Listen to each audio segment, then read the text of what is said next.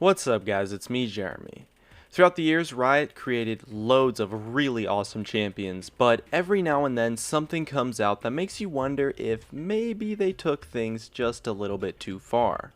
As we go through the top 10 overloaded champion kits in League, we'll be measuring these champions by their utility, versatility, and the raw amount of tools that the champion has within their kit.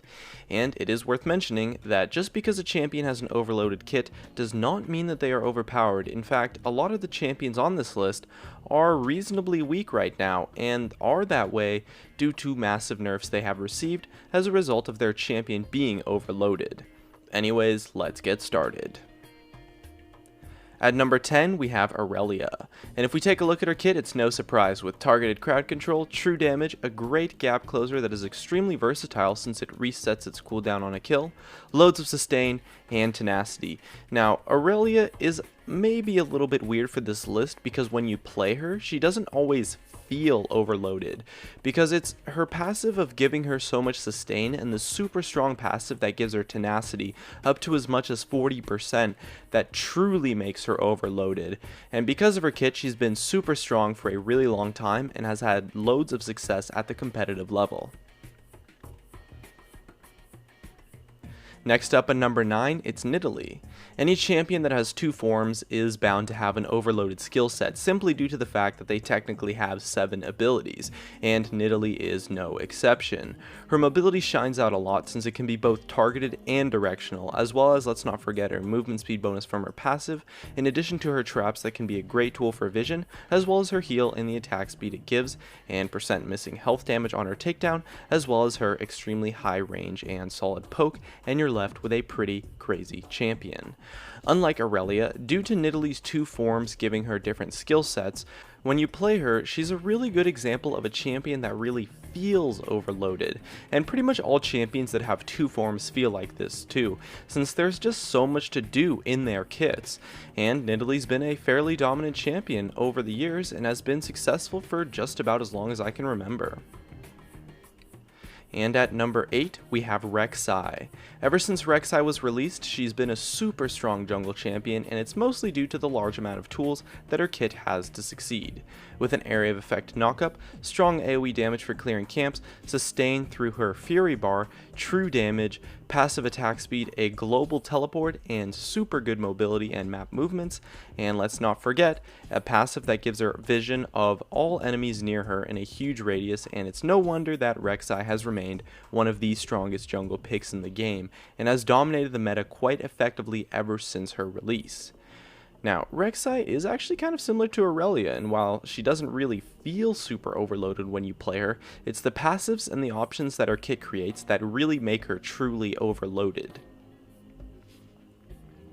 Next up at number 7, we have Yasuo. He's probably a prime example of a kit that is extremely complicated to understand and to play, mostly due to his passive and his Steel Tempest, and that's generally because those skills are really overloaded and essentially really complicated. And in turn, this kind of makes him feel really overloaded too, in having a shield to absorb poke damage, reduced cooldown on his Steel Tempest based on attack speed, a high range area of effect knockup that can also be in an AoE melee radius, as well as his ultimate being what is essentially a second knockup, and some crazy powerful dashes, especially when he's near a creep wave, and a wall that blocks all projectiles, not to mention the fact that he doesn't have to use mana. And with all of those tools, Yasuo has typically been quite a frustrating champion to play against, and although he isn't as strong as he used to be, mainly due to a huge amount of nerfs, he's still played every once in a while and has had a lot of success, mainly due to the fact that he's so overloaded.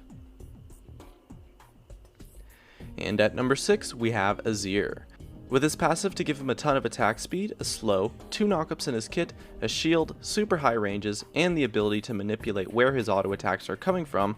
and having auto attacks scaling off of AP, extremely high ranged mobility, and let's not forget the ability to create turrets, and you're left with a champion that has some actually really difficult mechanics because of how overloaded his kit is, but when played at the highest level, the true power due to the raw tools in his kit really shines through. He fell off a tiny bit from the meta when Riot nerfed his ranges super hard, but he's always been a champion that really feels like he has so much potential within his kit when you play him, and after giving some love to his ranges again, he's easily a top tier mid laner right now.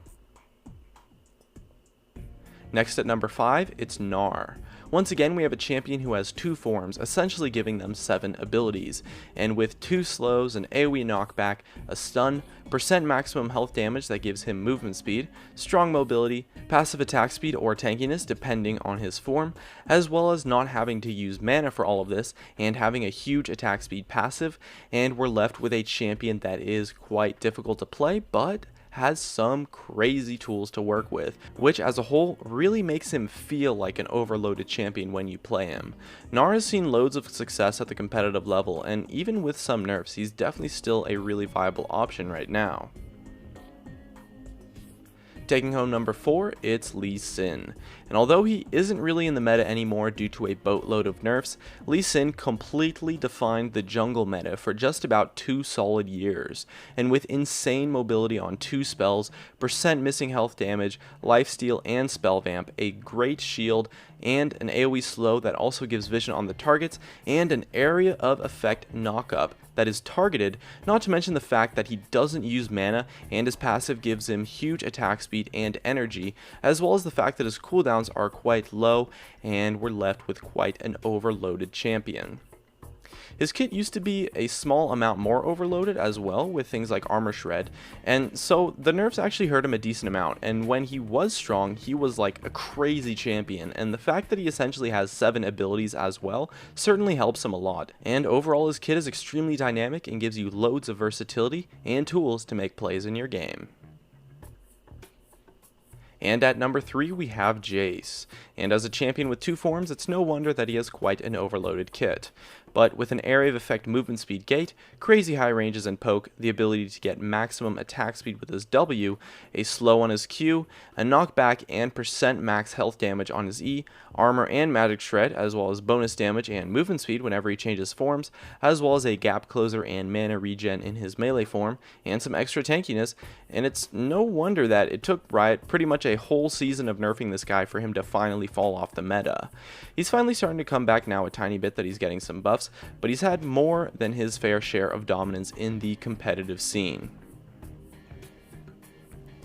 Next up at number 2, it's one of the newest champions, Ekko. And even though it's still close to his release, it's no secret that this guy's kit is pretty crazy. He's got a crazy area of effect stun that also gives him a great shield, a passive that slows and gives him movement speed, another slow on his Time Winder, percent missing health damage, a double dash on his phase drive, and another jump on his ultimate that heals him for a ton and makes him untargetable, and we're left with a pretty crazy champion on his release. Although the nerfs to his kit are definitely going to tone him down a little bit, his kit is still quite overloaded since he has so many tools and so much utility and versatility. And lastly, taking home the number 1 spot, we have Elise. And as another champion with 2 forms, giving her what is essentially 7 abilities, and her dominance throughout the years, it's no surprise that she takes the number 1 spot with her stun, sustain, percent max health damage, percent missing health damage, spiderlings that can be used to tank things and block skill shots, and overall give a ton of utility, passive attack speed, insanely high ranged mobility that gives her bonus damage and bonus healing, and not to mention the tankiness and move speed her spider form provides, and add into the fact all of that she has quite low cooldowns on her kit overall, and we're left with a champion that was once crazy powerful and has only fallen out of the meta due to an insane amount of nerfs. Elise's utility and versatility allowed her to dominate the metagame for a fairly long time until she pretty much just got nerfed into the ground. Her overloaded kit gave her the crazy tools she needed to shine through and succeed on pretty much any role in the game, except for AD carry really. And so Elise takes my number 1 spot for the most overloaded kit in League of Legends. And that just about wraps it up. If you enjoyed the video, make sure to subscribe and hit that like button, as well as you can check out some of my other videos on the screen too to help support me. Thank you guys so much for watching, and of course, I'll see you guys next time.